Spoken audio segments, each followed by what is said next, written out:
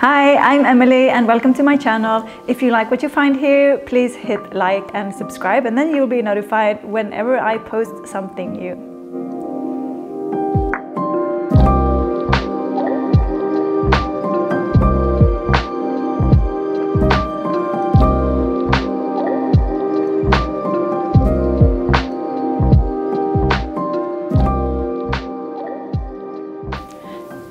Today we're going to work on Kapotasana, the full pigeon pose.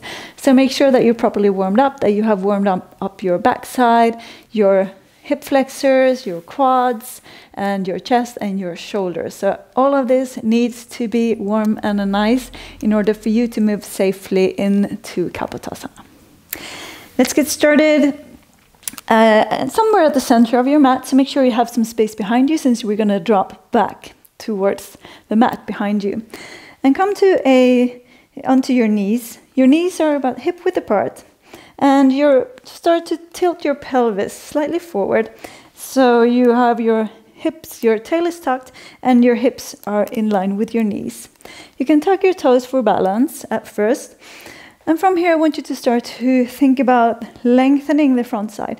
So you're lifting everything up in the front side. You can grab hold of your rib cage and lift it up. Draw your shoulder blades together. Allow your shoulder blades to create like a little shelf for your chest. Keep pushing your hips forward, slightly engage your glutes, and keep lifting all the time. Think about lifting like you're having a string lifting from your chest. And then you can start to lean back slightly. And when you start to lean back, then you start to lift. Once again, lift up. You can place your hands to heart center. Drop your head back and lift. Lean back slightly. And when you lean back, lift even more. Press your hips forward. And straighten your arms up over your head. Gaze back.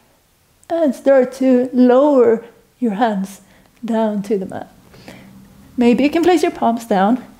Keep hugging your inner thighs together so your knees are not splaying out. And from here, start to straighten your arms as much as you can, working into the back bend. And untuck your toes.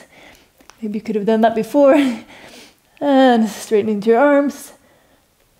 And start to climbing down onto your forearms. Keeping your elbows in line with your shoulders. Grabbing for your toes, see if you can find them. And lift your chest. Maybe lift your head.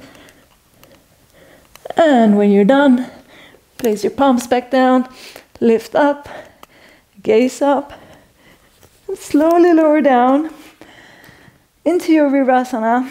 Shake out your hips. Take a few breaths. Uncurl your legs. And gently sway your knees from side to side, neutralizing the spine before you start to make your way up to seated once again. You could also go, if you have the strength, you could also go all the way back up from Kapotasana, just lifting it all the way back up into your camel pose.